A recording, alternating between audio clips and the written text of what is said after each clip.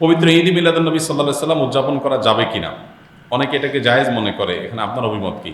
দেখুন, আমি অভিমত না দিয়ে কয়েকটা প্রশ্ন রাখব, অর্থাৎ প্রশ্নের উত্তরে আবার পাল্টা প্রশ্ন আমি ছুড়ে দিতে চাই, বিশেষ করে যাদের এটা নিয়ে সত্যিই জানার আগ্রহ আছে। অনেকে তো প্রশ্ন লেখেন জানার জন্য না, প্রশ্ন লেখেন হলো ওনার পক্ষের মতটা বের করে আনার জন্য।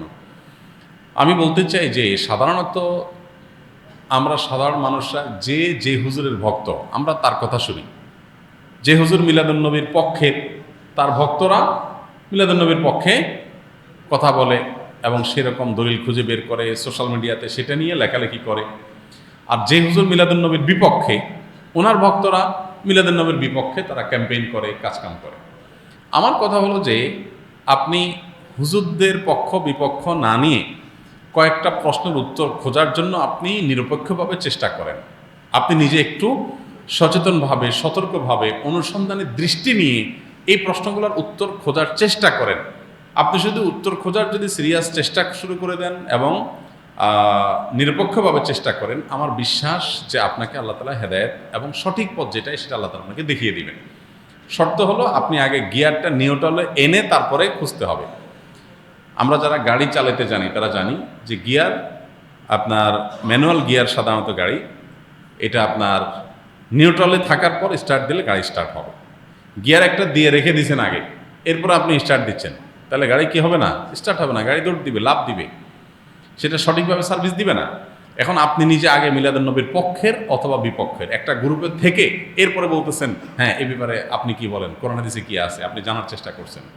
এইভাবে আপনি আসলে সত্য জানতে পারবেন না। সত্য জানতে হলে আপনাকে নিউট্রালে থাকতে হবে, যে ঠিক আছে আমি এটা নিয়ে অনুসন্ধান চালাই, পড়াশোনা করি, স্টাডি করি এবং আমার স্টাডির পর নিরপেক্ষভাবে সত্যিটা জানার জন্য আমি চেষ্টা করি। আল্লাহ তাআলার কাছে দোয়া করি আল্লাহ যেন আমাকে হেদায়েত করেন, গাইড করেন, তাহলে আপনি ইনশাআল্লাহ সঠিক পথ পাবেন। এবার আসেন প্রশ্নগুলো কি কি।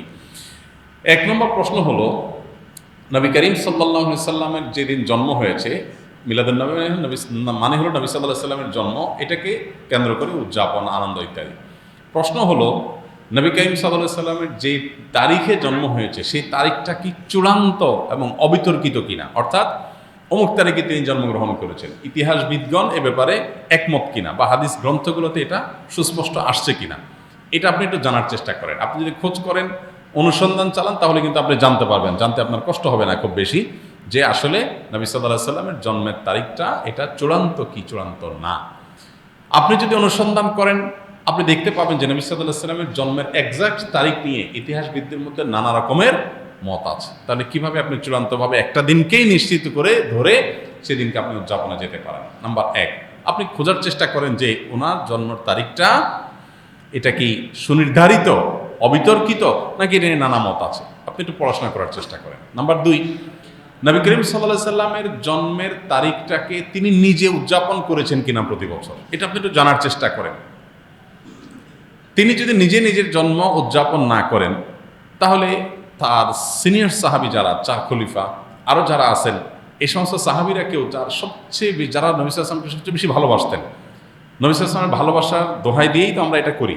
তো তারা যারা নবী সাল্লাল্লাহু আলাইহি ওয়াসাল্লামকে এর ভালোবাসায় যারা উত্তীর্ণ হয়ে গেছেন, ভালোবাসায় যারা প্রমাণিত, তার আশেকে রাসূল বলি, যেটাই বলি আমরা তথাকথিত, এই জায়গাটায় যারা ইতোমধ্যে প্রমাণিত হয়ে গেছেন, সেই সাহাবীরা যাদেরকে কোরআনে আল্লাহ সার্টিফিকেট দিয়েছেন নবী সাল্লাল্লাহু আলাইহি ওয়াসাল্লামের আনুগত্যের ব্যাপারে, ভালোবাসার ব্যাপারে, সেই মানুষগুলো নবী করিম সাল্লাল্লাহু আলাইহি সাল্লামের জন্ম দিবস উদযাপন করেছেন কি করেন নাই, আপনি এই বিষয়ে একটু খোঁজ নেন, তথ্যপত্রগুলো ভেরিফিকেশন করেন, যাচাই করেন।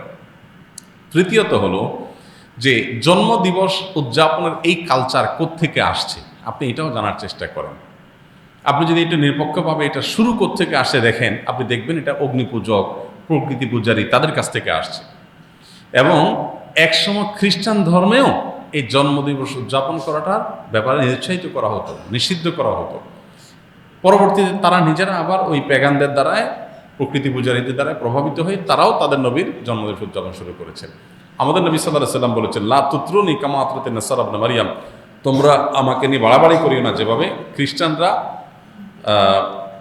ঈসা আলাইহিস সালামকে নিয়ে বাড়াবাড়ি করেছে। অতএব নবী করিম সাল্লাল্লাহু আলাইহি ওয়াসাল্লামের মিলাদুন্নবী পালন করবেন কি করবেন না, উদযাপন করবেন কি করবেন না, সেই প্রশ্নের উত্তর আপনি পেয়ে যাবেন যদি আমার এই তিনটা প্রশ্নের উত্তর আপনি নিজে অনুসন্ধান করে জানার চেষ্টা করেন। আল্লাহ আমাকে, আপনাকে, আমাদের সবাইকে হেদায়েত এবং সত্যিকারের যে সঠিক পথ সেটা আল্লাহ তাআলা আমাদের সবাইকে আল্লাহ তাআলা দান করুন।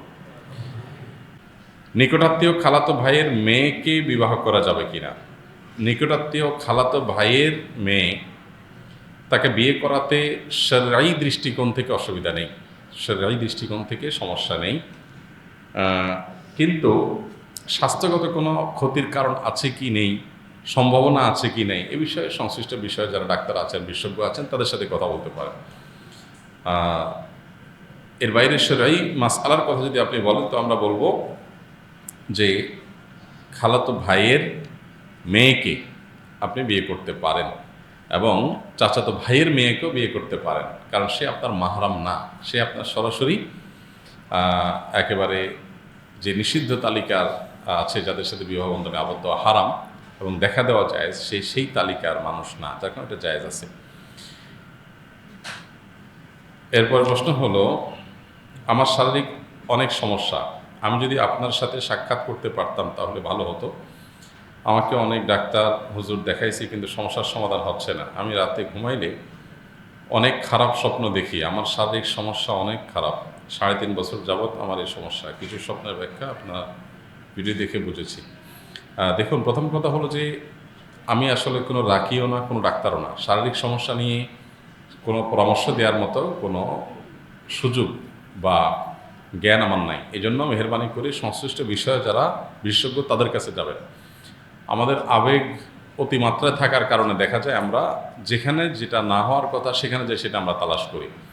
আমি রাখি না, ঝাড়ফুঁক করি না। যারা ঝাড়ফুঁক করে তাদের নাম্বার নিতে পারে না। আমাদের অফিস ফোন করলে অনেক সময় আশেপাশে থাকা রাকিদের বিভিন্ন নাম্বার প্রোভাইড করে, যদিও কোনো দায়িত্ব এক্ষেত্রে ফাউন্ডেশন বহন করে না। আপনি যাবেন, চেক করবেন, দেখবেন, তারপর আপনি সিদ্ধান্ত নেবেন। আর এর বাইরে কোনো ডাক্তার দেখাতে হলে আপনি চিকিৎসকও দেখাবেন। স্বপ্ন ব্যাখ্যা নিয়ে বিশেষজ্ঞ আছে, সেটাও আসলে আমার সাবজেক্ট না।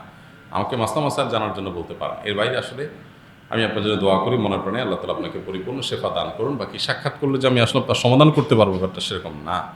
আপনার আবেগের প্রতি অবশ্যই আমার শ্রদ্ধা আছে। আল্লাহ তাআলার কাছে আমি কায়মুল বাক্যে দোয়া করি, আল্লাহ তাআলা আপনাকে পরিপূর্ণ শেফা দান করুন। আমি যদি মসজিদে সালাত আদায় করতে যাই তাহলে আমাকে মসজিদ থেকে বের করে দেয় কেন? একই হাতের লেখা, সম্ভবত ছোট মানুষ। মানে এখন কি মসজিদ থেকে বাচ্চাদেরকে বের করে দেওয়ার মতো পরিবেশ আছে বাংলাদেশে? আমার তো মনে হয় না এখন আর এগুলো আগের মতো আছে, থাকলেও খুবই কম।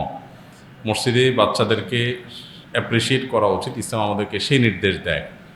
যদি কেউ মসজিদে বাচ্চাদেরকে অসহ্য মনে করেন তাহলে সেটা তার নিজের সমস্যা এবং তার উচিত এক্ষেত্রে কোরআন সুন্নাহর নির্দেশনা ফলো করা, অনুসরণ করা। কারণ নবী করিম সাল্লাল্লাহু আলাইহি সাল্লামের সময়ও বাচ্চারা মসজিদে এসেছে এবং তার নাতি হাসান হুসেন রাদিয়াল্লাহু তাআলা আনহুমা কখনো কখনো ইমামতি করা অবস্থাতেও নবী সাল্লাল্লাহু আলাইহি সাল্লামের পিঠে চড়ে বসেছেন। তারপরও তিনি এই বাচ্চাদের মসজিদে আসা, নামাজের সময় পিঠে চড়ে বসা বা একটু ডিস্টার্ব যে হয়েছে এটার জন্য কোনো প্রকার অস্বস্তি প্রকাশ করেন নাই। এখান থেকে বোঝা গেল যে বাচ্চারা মোটামুটি নামাজ পড়তে পারে, বাবা মার সাথে, অভিভাবকের সাথে রুকু সিজদা করতে পারে, তাদেরকে মসজিদে আনা, অভ্যস্ত করা, মসজিদের পরিবেশের সাথে পরিচিত করানো, এটা ভালো কথা। অতএব কোনো ছোট বাচ্চাকে মসজিদ থেকে বের করে দেওয়া এটা গর্হিত কাজ। যদি সে কোন দুষ্টুমি করে তাহলে তাকে বোঝানো যেতে পারে, তার বাবা মাকে বলা যেতে পারে, নানাবিধ উদ্যোগ নেওয়া যেতে পারে, বিনয়ের সাথে সুন্দরভাবে তাকে সমাধানের পথে আসার জন্য বলা যেতে পারে। কিন্তু কোনোভাবেই বাচ্চাকে ধমক দিয়ে বের করে দেওয়া বা মসজিদে আসতে নিষেধ করে দেওয়া এটা উচিত না। অবশ্য কোনো কোনো এলাকাতে এখনও, যদিও বেশিরভাগ এলাকা আলহামদুলিল্লাহ নাই এগুলো, কোনো কোনো এলাকাতে মসজিদে বাচ্চাদের নিয়ে আসা নিষেধ এরকম কথাবার্তা লেখা আছে। তো এটা অনুচিত কাজ। জাযাকুমুল্লাহ খাইর।